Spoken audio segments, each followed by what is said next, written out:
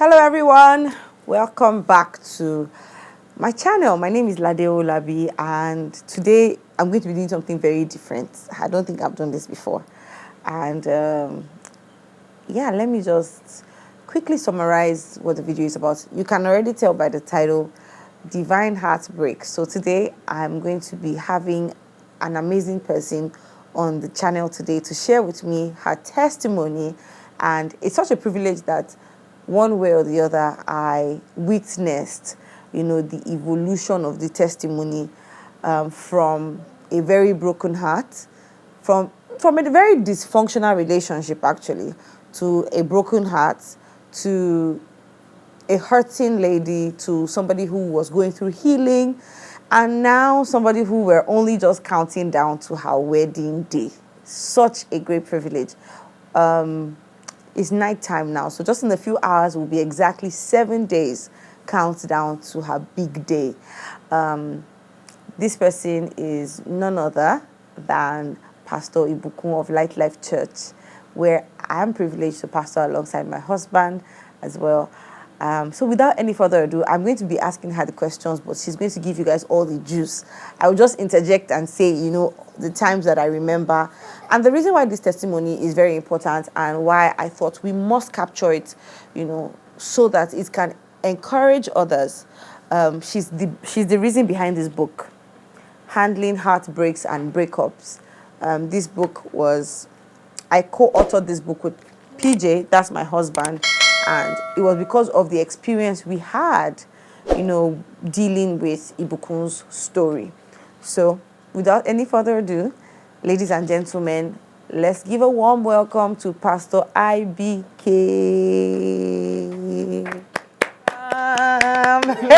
Thank you. I'm happy we're finally doing this. This has been a struggle. So, can you introduce yourself? So, my name is Ibukun Hali. I'm a writer and I work with an NGO and And you're a pastor at Light Life Church. yes, I'm a pastor at Light Life. What's happening in 7 days? My wedding. Feel so surreal. Okay, so I did an introduction and I, said that today we're going to be sharing your testimony. So let's fast track. Around the time I met you, you were in a relationship. Yeah. How long was that relationship for? At that time it was going to 4 years. Going to 4 years, okay. I just noticed some, what's the English? Irregularities, especially like in your communication with that person from afar.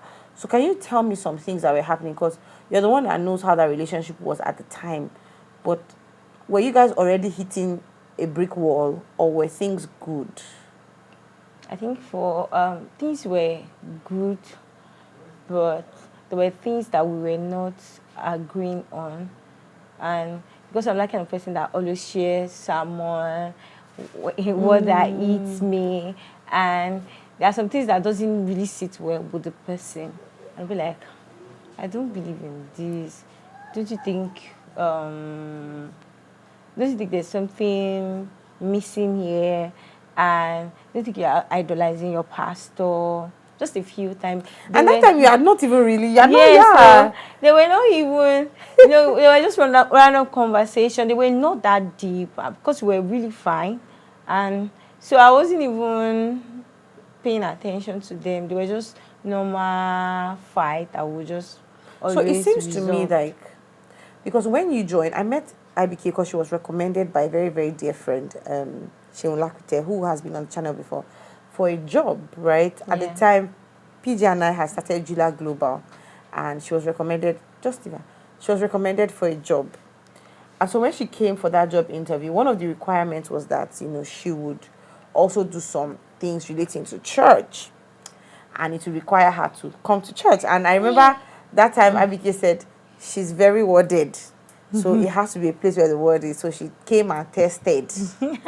And when it was okay, she took the opportunity, And I remember that it seemed as though church or God had taken over your attention, the place that guy was feeling in your heart.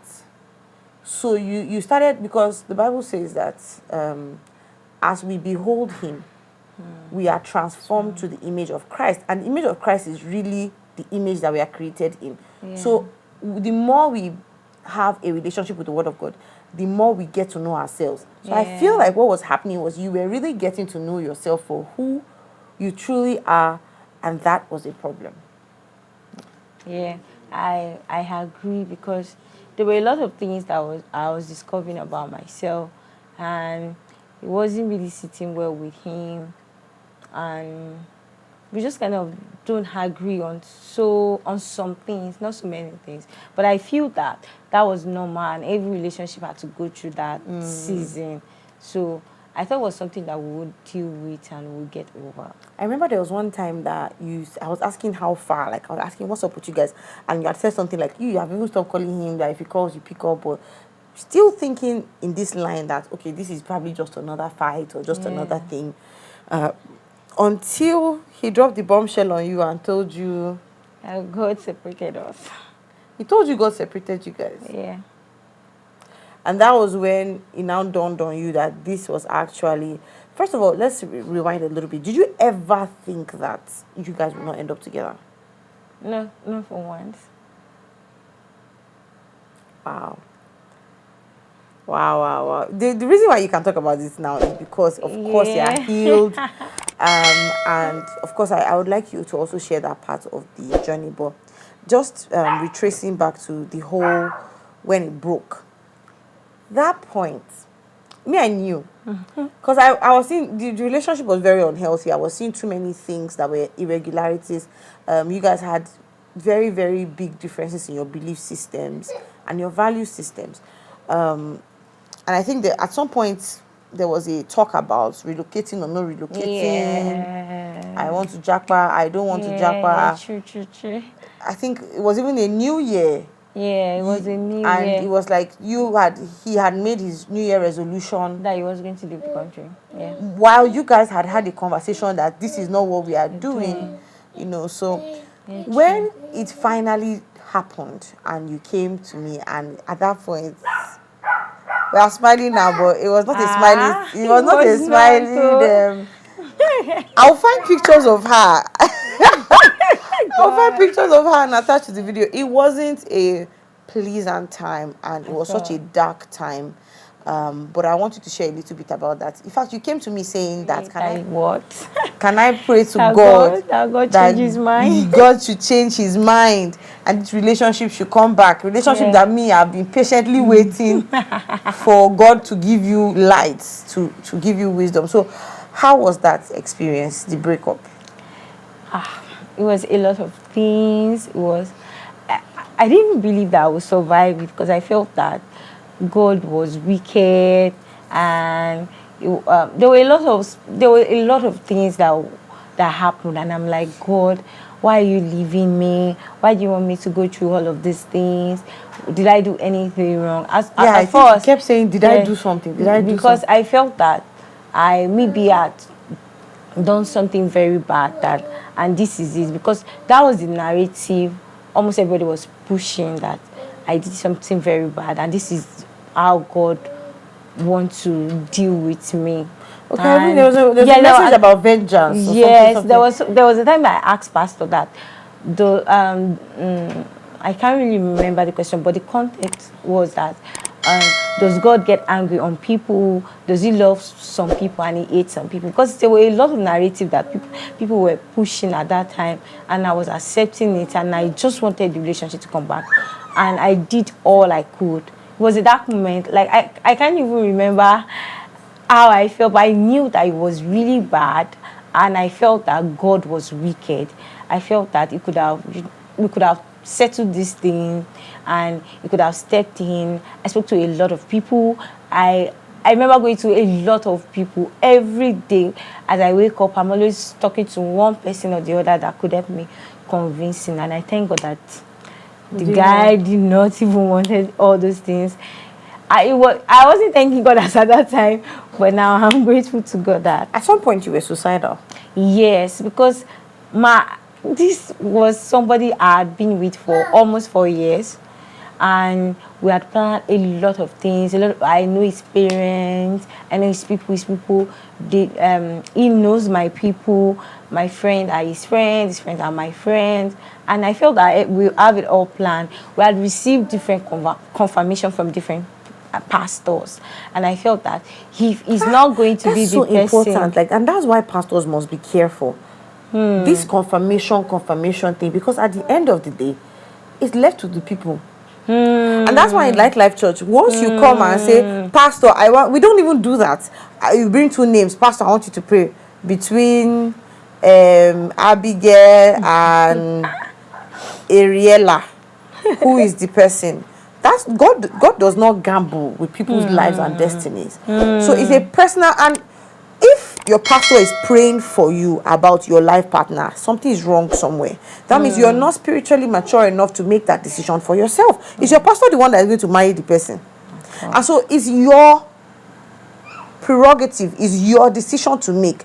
It is your prayer to pray. It is your fasting to fast. It is your vision to see. People can just confirm, they can agree with you in prayer, but at the end of the day, it's your decision, because at the end of the day, when and if something happens, you will hold those people accountable. That's why you were, all those people that knew you guys together, that's why you were up and down. How were you able to heal? Or do you want to talk about the suicidal part first? What was going through your mind? Why did you feel that pressure that was the only option? Because I felt that I had so many things to do with this person, and he had moved on as of that time, and it seems like I was finding it very difficult to move on, and other aspects of my life were on pause. I remember at that time they were done with school and their jam, and I was having issue with jam regularization. It was just as if that at that particular time things were not working for me, and whatever I've heard from people were true, like all those God left you, you offended God, things are not working, things will not work for you because you had left the plan of God for your life. Yes, exactly, all those narrative, and I felt that. So I'm like, okay, so if all these things are true, so why do I have to still continue living? So I just wanted to get out of the word. And I remember you said that, so you said something during the Love Circle meeting, that when you are being selfish, when you think of suicide, you're not thinking about people that you put in tears, people that you will leave behind, and they will be concerned about you. So I think that also kind of helped me, because I was going through my journal and I saw that I wrote what you said down, that how you don't have, when you're being suicidal, you are being selfish. Whoosh. This, I can't, just to think that we would sit down here and talk about this is such a blessing, because at that time, it just seemed like I could not get through to you. I'd been through a heartbreak from a very long relationship. I thought I could relate to you, but somehow I just was not able to get through to you. And one of the things I learned during that period was that God was teaching me that sometimes you need to allow people go through their journey. And let them. God is the one that comforts people. God is the one that. So even while we are helping and doing our bit, at the end of the day, God is still the one that. All right. So the healing process, it took a while. Yeah. And I remember that time. It was a very strategic time, because church, we were moving from Kuforiji to Kwari. Yeah. And that thing was happening at that time. And I remember telling you that what a privilege for this to be happening at this time, because prophetically the church was moving physically, and it was not only a physical movement, there was also a move of status, a move of time and season. And I remember telling you that it's time up for your friends. That one you didn't believe me till very recently. And I said, God is changing your circle. Because this circle and the thing is, the people that are in your life, that promised land that you are moving to, if they cannot see it, they cannot get there. So it's a matter of you also being aware that those people can delay you from your promised land, because in their mind they are being spiritual, but that it was time up for that relationship. And now as we prepare for the wedding, you can see that some of those, as you call them, what do you call them? Inner circle. Inner circle. Inner circle has changed. Yeah. They are still a circle, but they're definitely not inner. Yeah. They're definitely not inner. And this particular guy got married. He got married. You were already in a relationship when he got married, so it was not as painful as it would have been. So, can you tell us a bit about that? Or do you want to tell us a bit more about your healing? What really helped you to heal?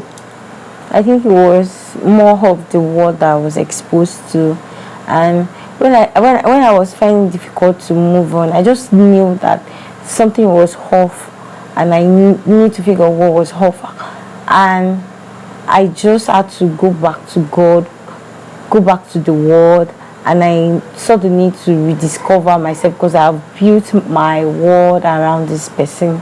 So I need to rediscover myself, and I just submitted to the word, and I told God that, God, you just have to help me. And thank God for the word that we hear at Light Church.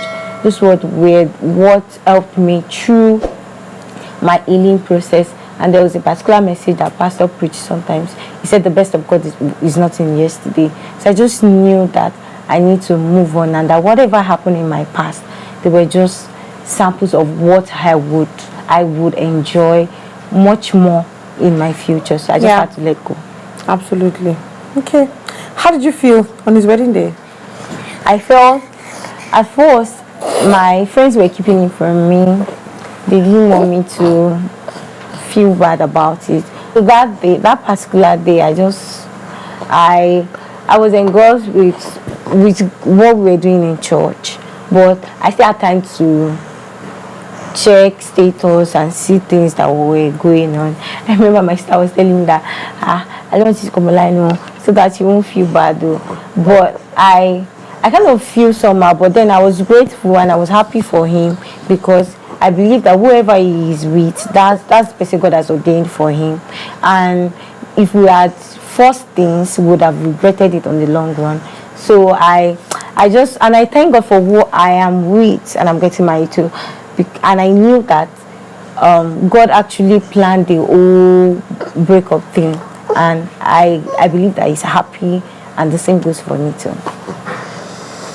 So what advice would you give anybody that has just currently, been? We have this book that was inspired by Ibukun's journey. Although her name is not there, but Pastor has said it over and over again that handling heartbreaks and breakups was an inspiration from handling IBK's journey.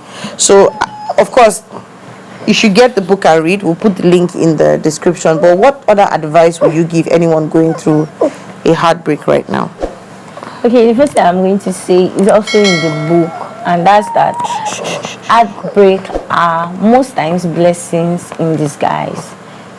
You don't know yourself better than God. God knows your journey. He knows where you're going to, and he knows who you really need. So you might assume that, oh, my life is complete with this person. My life was actually perfect with that person. I can't count how many people that called to tell me how disappointed they were. In who? That we didn't end up. Okay. We looked so perfect together, and wow, such a great guy. And of course he is such an amazing person.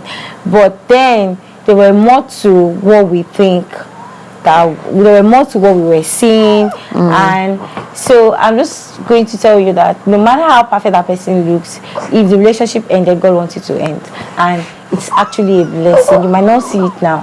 Just wait patiently and trust God. You actually see that it's worth it on the long run.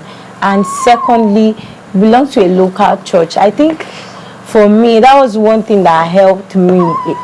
So another thing that helped me, that I think would help anyone going through heartbreak is belonging to a local church, having a local assembly where you worship and where you are committed to and you serve. As cliche as this sound, because you've heard it over and over again, it's something that helped me in my journey. I had sisters around, I had people around. Like, I'm always in the company of people. Sometimes I'm always lost in thought, even while in their midst. But I wasn't isolated that would in such a way that it would affect me. I remember PJ said something recently, not too recent. He said that anytime the devil wants to attack a person, he isolates the person from the church. So when you are not among like minds, when you are not among believers, you tend to do things that are harmful to yourself. I think the few times I've been suicidal were times I was not in church. As I appear in church, like scripture says that for as men that appear in Zion, they move from strength to strength. There's always a word for me at every service, and that word encourages me and gives me hope and faith in God and helps me believe for the person the Lord was bringing.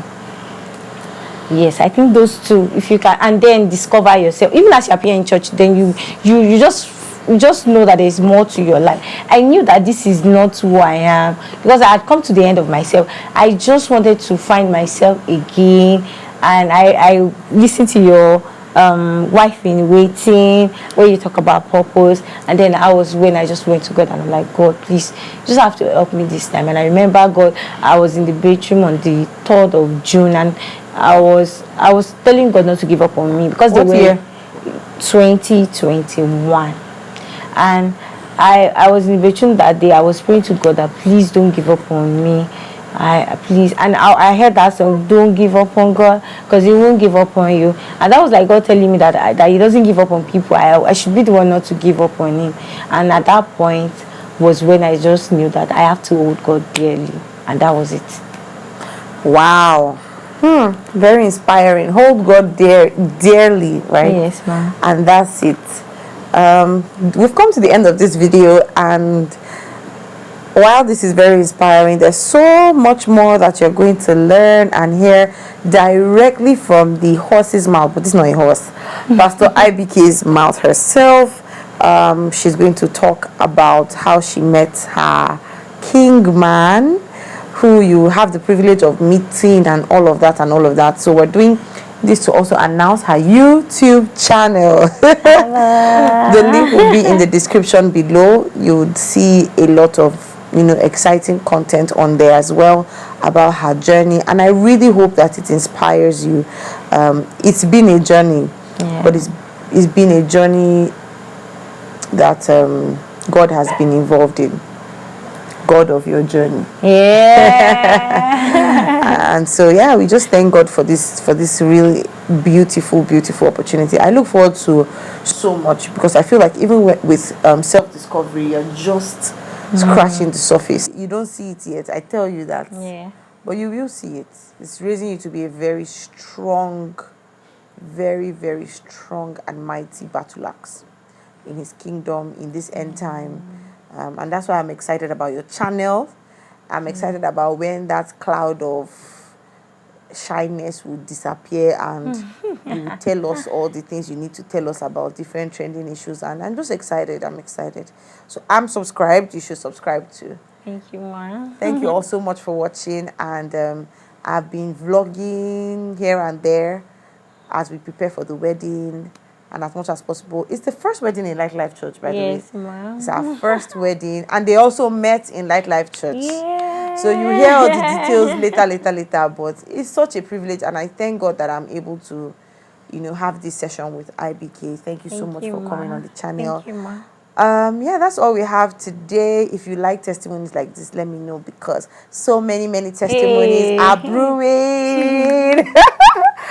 We love you all so much. Until next time, don't forget to be the best version of you. Bye.